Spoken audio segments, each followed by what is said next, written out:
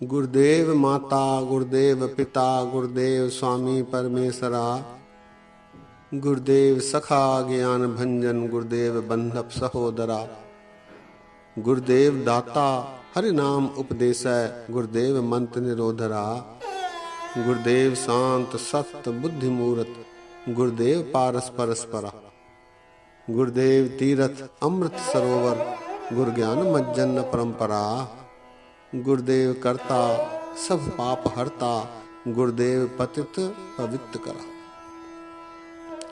गुरुदेव आदि जुगाद जुग जुग गुरुदेव मंत्र हरि जपोधरा, गुरुदेव संगत प्रभ मेल कर कृपा हम मूड पापी जित लग तरह, गुरुदेव सदगुरु पार ब्रह्म परमेश्वर, गुरुदेव नानक हरि नमस्कार, गुरुदेव सदगुरु पार ब्रह्म परमेश्वर, गुरुदेव नानक हरि नमस्कार।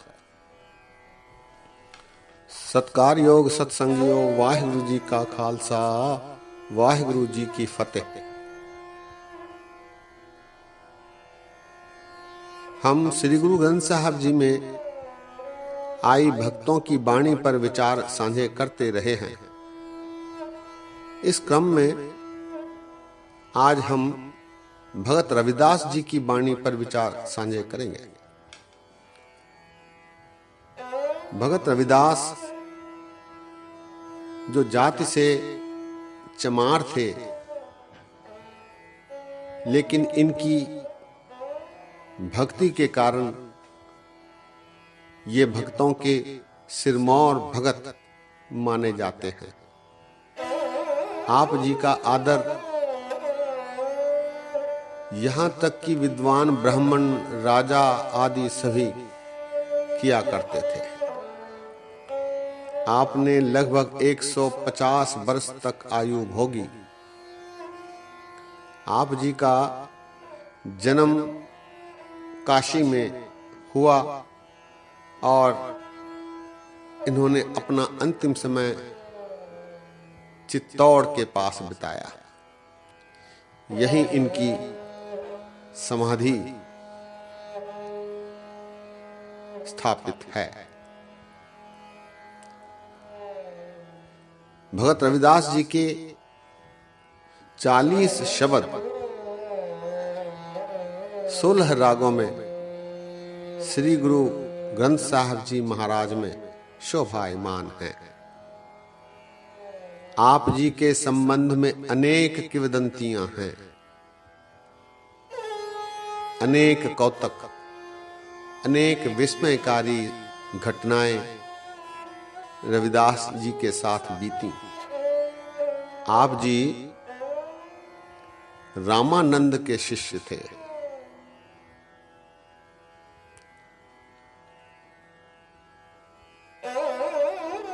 लोकोक्तियों से जनमानस की भाषा में ये अपनी भक्ति रचनाएं करते थे।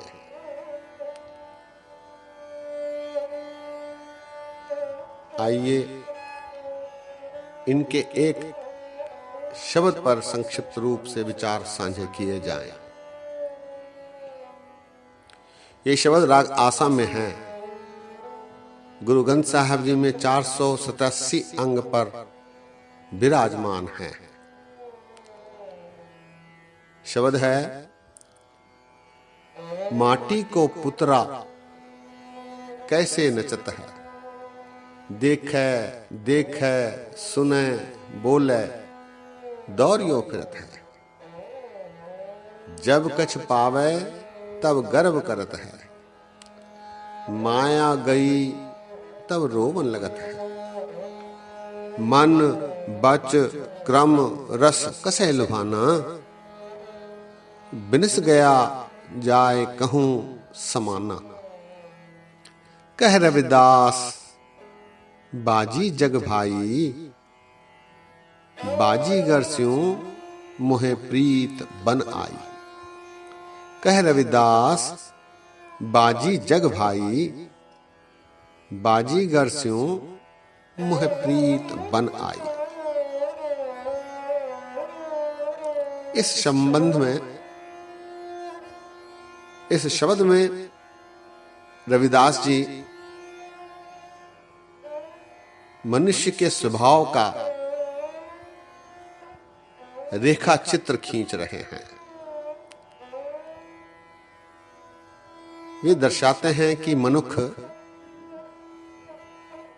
जो माटी से पैदा हुआ और माटी में ही विलीन होने वाला है, इसीलिए उन्होंने माटी का पुतरा इसे संबोधित किया है।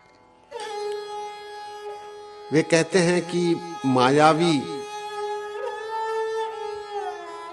दुनिया में ये मनुष्य कैसे पुतले की तरह नाच रहा है। माया के वश में होकर